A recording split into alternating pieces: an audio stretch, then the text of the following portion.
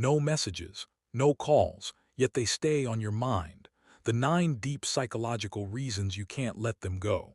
There's a strange kind of pain in silence, not the loud kind, not the kind that comes with arguments or dramatic goodbyes, but the quiet one, the one that sits in your chest when your phone doesn't light up, when their name doesn't appear, when days pass and you realize they're living their life as if you were never part of it. No messages, no calls, no explanation, and yet they live in your thoughts. You wake up and they're there. You distract yourself, but somehow they find their way back in. You tell yourself if they wanted to, they would, and still your mind doesn't listen. This isn't weakness. This isn't obsession.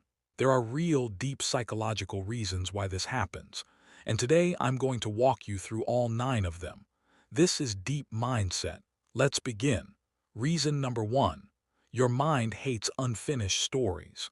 The human brain is not designed to let go of incomplete experiences. When someone disappears without closure, without explanation, without a final conversation, your brain treats it like an unfinished book. The story didn't end. It just stopped. Your mind keeps replaying moments. What did I miss? Did I say something wrong? Silence doesn't feel like an answer. It feels like a question that never stops asking itself. Reason number 2.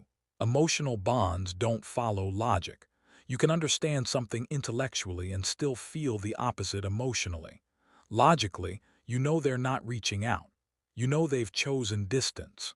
But emotional bonds don't dissolve just because logic says they should. Your nervous system remembers how you felt with them. The comfort, the excitement. Even when your mind knows things changed, your body still carries the memory. This is why you can know they're wrong for you and still miss them. Reason number 3. They represent a version of you that felt alive. Sometimes you're not missing them. You're missing who you were when they were around. When they were in your life, maybe you felt hopeful, desired, emotionally open. That version of you was lighter. When they disappeared, it felt like losing that part of yourself too. Your mind keeps returning to them because it's trying to reconnect with that feeling, not just that person. Reason number 4. Silence creates illusions. When someone isn't present, your mind fills in the gaps, and it fills them with idealized memories. You remember the good, the way they spoke, the way they made you laugh, but silence erases the reality, the inconsistency, the confusion. Without new information, your brain protects the bond by romanticizing it. You start remembering them as better than they actually were. Reason number 5. Your brain is searching for emotional safety. If that person once made you feel emotionally grounded, your brain associates them with safety. And when life feels uncertain or lonely, the mind naturally returns to what once felt familiar, even if that safety no longer exists. This isn't attachment to the person. This is attachment to the emotional regulation they once provided. Reason number 6. You are emotionally invested, not emotionally finished. There's a difference between someone leaving your life and you emotionally letting them go. If you never reached the point where your feelings were fully expressed or resolved, that emotional energy has nowhere to go. So it stays active. It circles back in your thoughts, in memories, in imagined conversations where you finally say what you never got to say. Reason number 7. They trigger deep parts of you. Some people don't just enter your life casually. They touch wounds. They awaken hopes. They mirror desires you didn't know how to name. When someone activates deep emotional layers, especially around attachment or self-worth, your mind doesn't forget them easily. Even if they're gone, the emotional imprint remains. Not because they were meant to stay forever, but because they revealed something important inside you. Reason number 8. Absence feels louder than presence. When someone is consistently in your life, you adjust. But when someone vanishes, the absence becomes deafening. Silence isn't neutral, it's loud. Your mind keeps checking. Why haven't they reached out? Are they thinking about me? Did I matter? This constant checking isn't about them. It's about your need for emotional certainty. The brain prefers painful clarity over confusing silence. Reason number 9.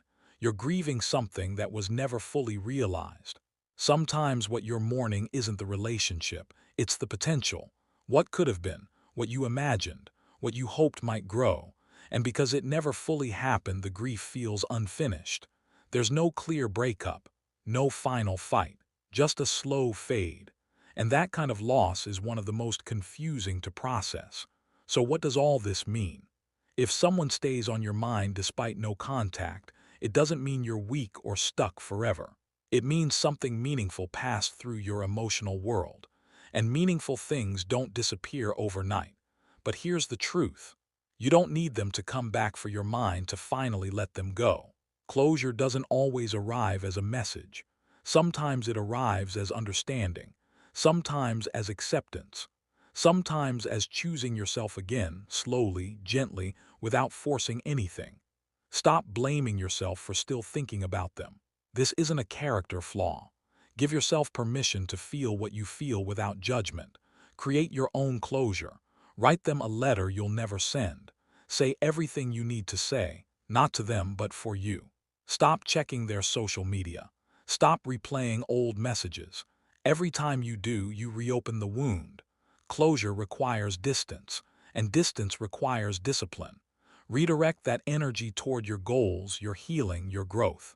The version of you that felt alive when they were around still exists, but it doesn't need them. It needs you to remember that you are the source of your own aliveness. Understand the difference between missing someone and missing the idea of them. Most of the time, you're not missing the real them. You're missing the version your mind created, the one who would have stayed, the one who would have chosen you. But that version doesn't exist. Feel the grief fully so it can move through you. Sit with the sadness. Let yourself cry. Let yourself be angry. Emotions that are felt can be released. Emotions that are resisted stay stuck. Be patient with yourself. Healing isn't linear. Some days you'll feel strong. Some days you'll feel like you're back at the start. That's normal. Don't judge yourself for setbacks. Just notice them and keep moving forward. Because progress isn't about never looking back. It's about looking back less over time. One day you'll realize you haven't thought about them in hours, then days, then weeks. And when their name comes up again, you'll feel different, not bitter, not angry, just neutral.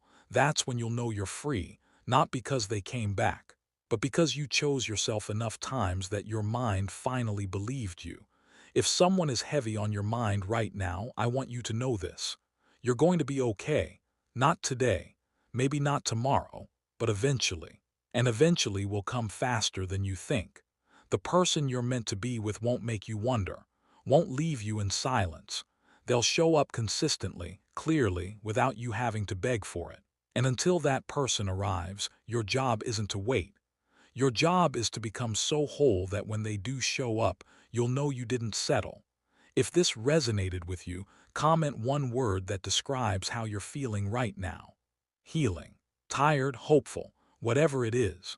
When you name what you feel, you take away some of its power. And if this helped you, subscribe to Deep Mindset. This channel is about truth, growth, and becoming the person you were always meant to be. Thank you for being here. And remember, no messages and no calls don't define your worth. Your ability to keep going despite the silence does. Keep walking forward.